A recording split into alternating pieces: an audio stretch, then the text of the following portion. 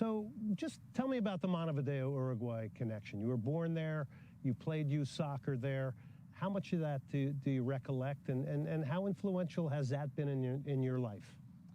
I remember everything. I actually don't have a good memory, but that part of my life was so important to me because soccer was so important. So in Uruguay, I played what they call baby football, which is football between the ages of 6 and 12, and I pretty much played, every age group in between there. And it's so important because, if you think about the way sort of soccer operates in the U.S., where, we talk about, not being too competitive too early and being careful with being focused on results too early. Okay. In Uruguay, you're literally playing derbies against a team across the road that you have to win already at 7 and 8 years old. I mean, these are games you have to win because the fields are packed with parents all the way around who want to win the game. So my recollection is how tough it was to play the games at 7, 8, 9, 10 years old. Tab Ramos, new coach of the Houston Dynamo, joining us. So then your dad, former professional soccer player, how influential has he been with you when it comes to the sport of soccer? Because we know the influence of fathers. Yeah, my dad was very much involved. He was an electrical engineer, but at the same time, he was helping with the 4th Division team at Huracan in Montevideo. So he was very involved in the game. He tried to teach me as much as he could, and he was obviously at all my games. Kearney, New Jersey, that's where you end up landing in a very good soccer area, as we all know. John Horks, you and John kind of tied at the hip?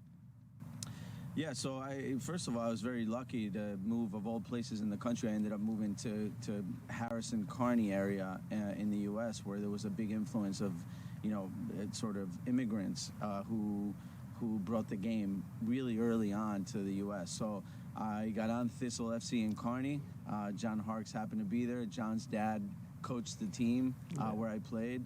And John and I have been great friends ever since, and I think we've had sort of parallel careers. He went to England, I went to Spain. We both played on the national team pretty much around the whole same time. And yeah, it's a great friend and a lot of respect for what he's given back to the game, and even more for the type of player that he was, because I think now that I've watched what's happened with U.S. soccer over the last 5, 8 years, I start to realize how good our teams earlier were. Yeah, former U.S. international Tab Ramos joining us here, and of course we're going to intervene all the time and mention that because this is also having aired on the radio. St. Benedict's Brecht obviously has a tremendous sort of reputation as a high school soccer place, so you get tied into them as well. I also found out you ran track. Oh, well, I don't know how you found that out, but yes. I've been doing my digging, Tab. St. Benedict's was a very important part of my life.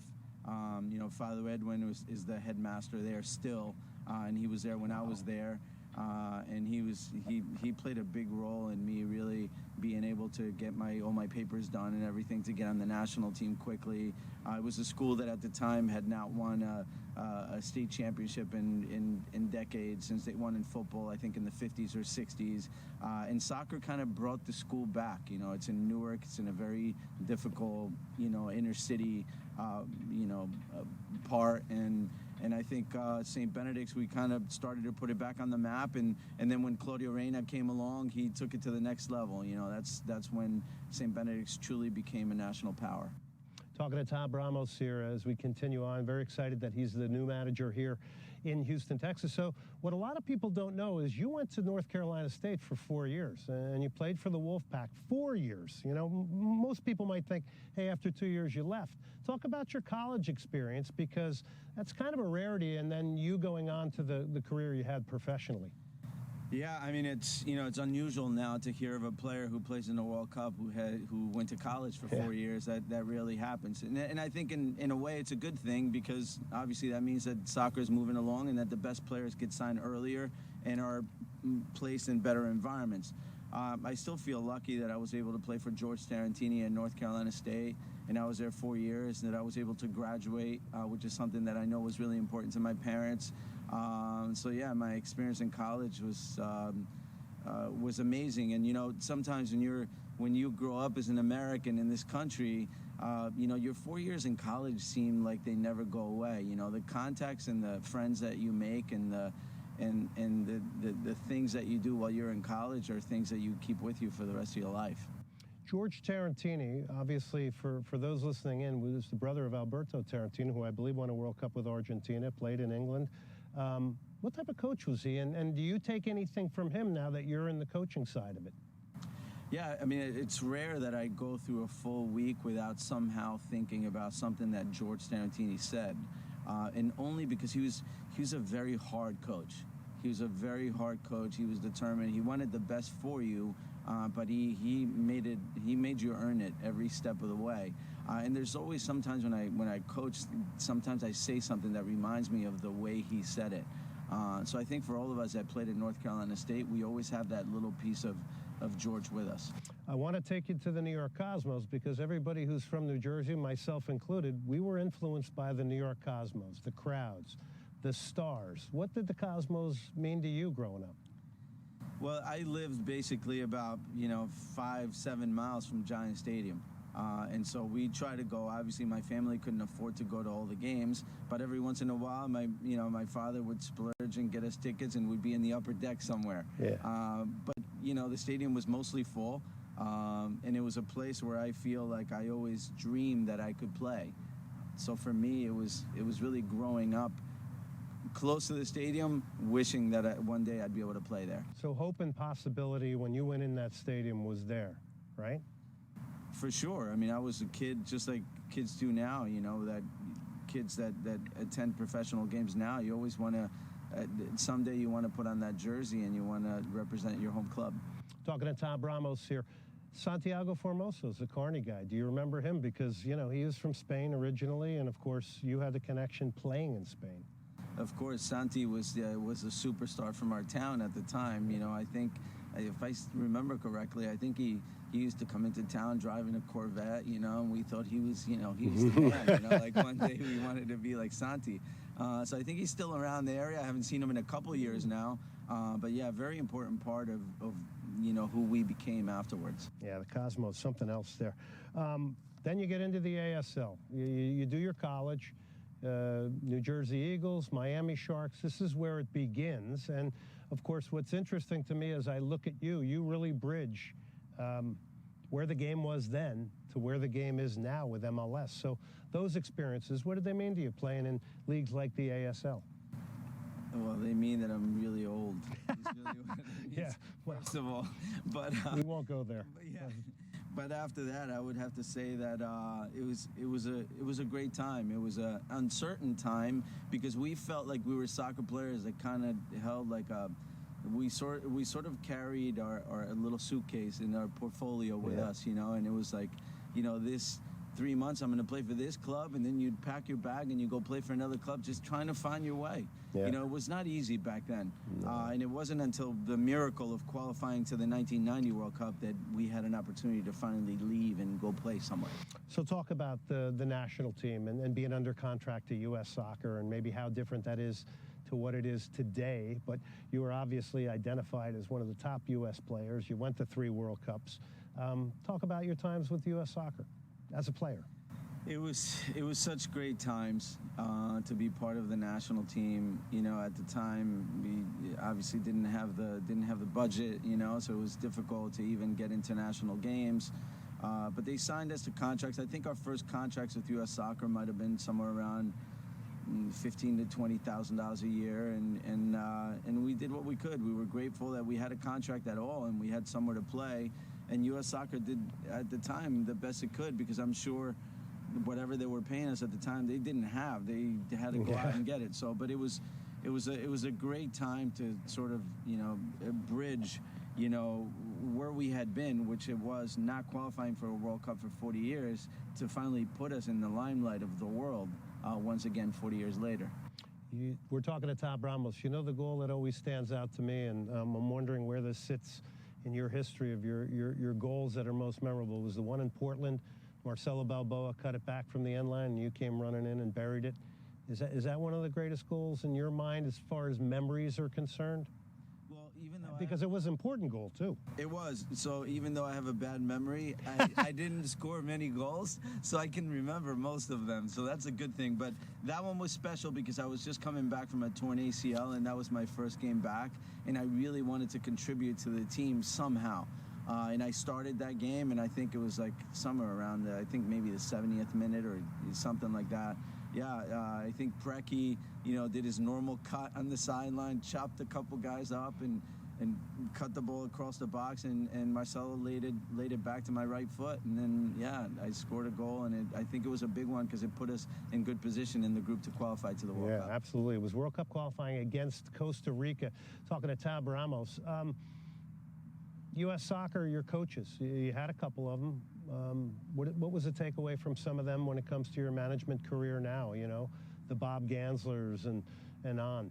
I think you always take something from every coach that you have because they're all different. Everybody thinks of the game. We all think of the game differently. And I've been very fortunate that I've had some great coaches. Bora Milutinovic, I feel like although he wasn't the best tactician, I feel like he was a very deep person. And so I learned a lot from that aspect, of the things to do off the field and how important just life is in general. I think that was important to him, to have a happy team. Bob Gansler really is the one that put us on the map. He's a hard coach. He wouldn't sometimes even allow you to be on the field if you weren't wearing studs. So you're talking about, this is the old way of doing things. But I think you learn from everybody. Steve Sampson was our first, I feel, very American coach that we had. So he had that attitude about him. And then came Bruce Arena. So those are the coaches that I had on the national team that I think I learned. Bruce was very confident and managed the team a certain way where he allowed you to be as professional as you wanted to be. So there was always something to learn. Wasn't that the greatest thing that Bruce brought? Was a level of, I always thought he brought a level of confidence that we never had. Yeah, really nothing gets to Bruce, So yeah, he brought something different. It seemed like to that point, every coach we had, it seemed like they were somehow always under the gun, in a hurry, and And Bruce was always very relaxed, and he was always more about the players and the players feeling comfortable in the environment, and I think that got the most out of players.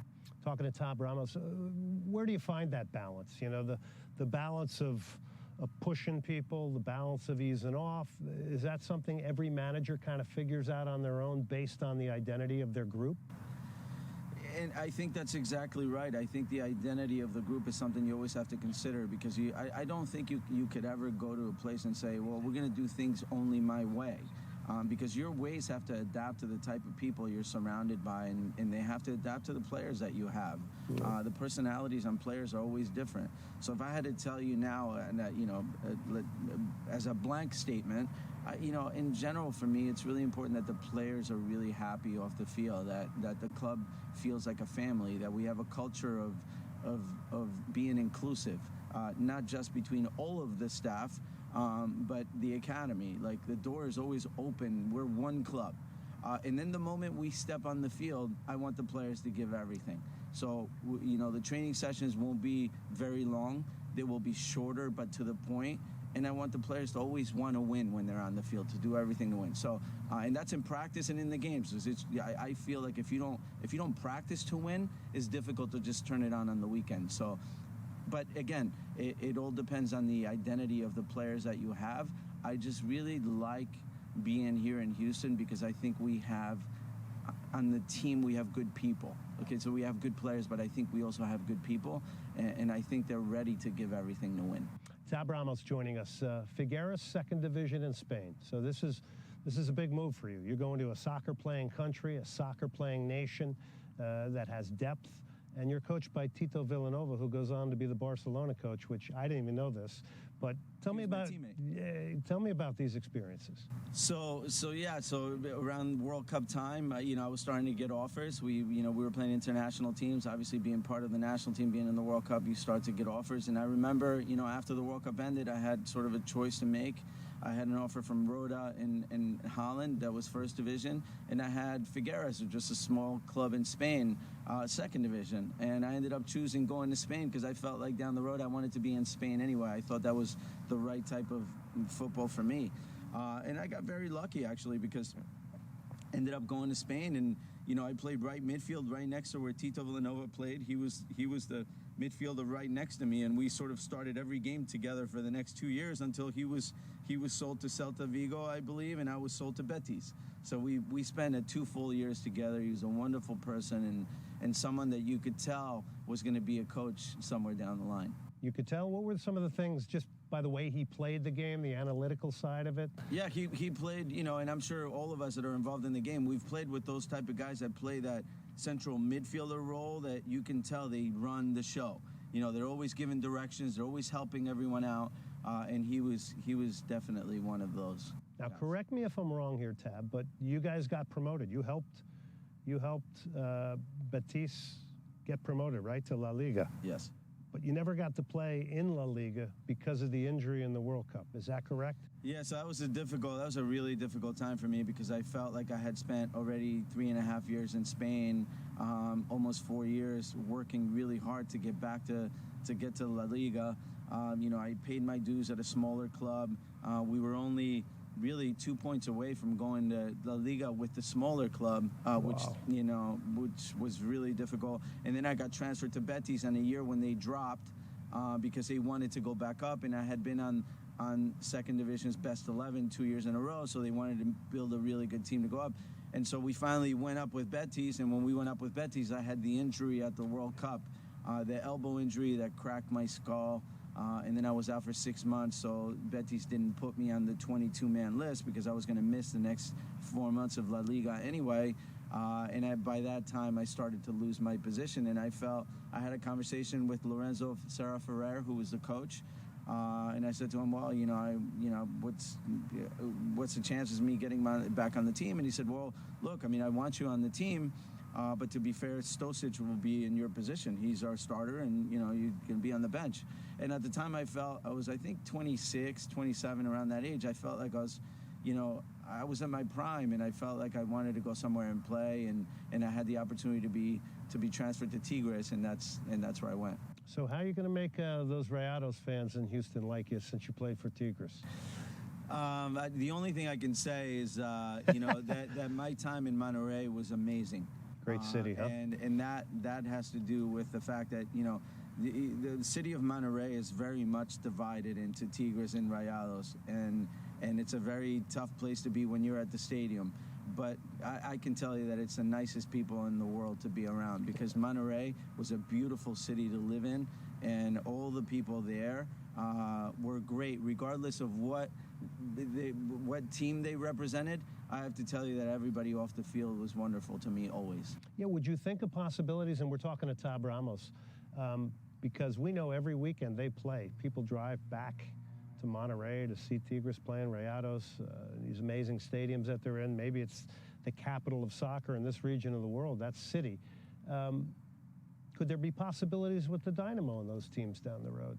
I hope Just so. in general. I hope so, because I know what people in Monterey think of Houston, and I know how important Houston is to the people in Monterey, because I've been there and I've lived it.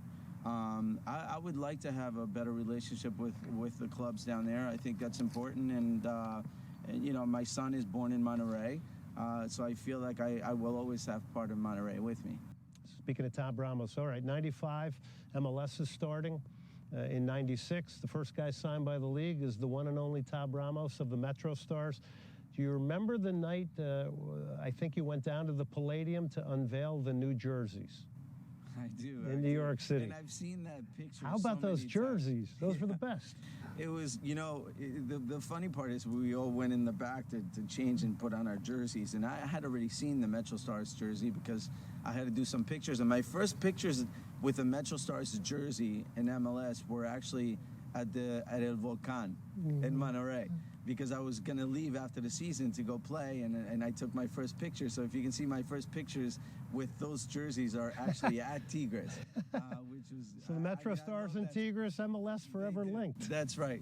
So the first MLS pictures were actually taken in El Volcán, which was so awesome. And then we showed up at the in New York, as you said, at the Palladium for the pictures, and then that's the first time I get an opportunity to see all the other jerseys. And then you see, like, it's a mess of colors, and it was crazy, but it was exciting, and I was happy to be part of the beginning of something that, look where we are today, sitting here at Houston's beautiful training facility, and none of this would have happened if we didn't start at some point. So. Talking to Tab Ramos. By the way, not everybody gets to be the first guy ever signed by a pro league, so think about that for a second. Yeah, That's remarkable. It was unusual, actually, because, when I got signed by MLS, they didn't even have names of teams. So I signed, and I said, well, I'm from New Jersey. Can I be in my local team? And they said, well, you have to choose two. We're not sure if we can give you that one, but one of two. And I said, okay, well, can I be in New Jersey or in D.C.? My wife was from D.C., and I thought, maybe I'd like to stay on the East Coast. So I said, okay. And then I ended up, at Metro Star, so that was great. Speaking of Tab Ramos, how about your years under Jurgen as an assistant? Because Jurgen, had this little shaman-like quality to him, to the public, very different. What were the takeaways from Jurgen Klinsmann, who, like you, was such an outstanding soccer player? I learned so much from Jurgen, and by the way, when our national team had Jurgen, it seemed like we were this huge operation that traveled around the world, and where doors were open to us everywhere because of Jurgen. Wow. I feel like he was an amazing manager. And for me, a lot of, I've learned a lot from the way he managed the operation that it is to actually run a team, not just the actual tactics on the field. So I look at you, Tab, and I say, wow, here's a guy that checks all the boxes. This is the kind of guy that MLS should be hiring. You've done it at the youth level all the way up. Is that a prerequisite in your mind? I know it doesn't always work like that for every coach, but the amount of differing experiences at differing levels that you have had has just amassed this incredible book of experience.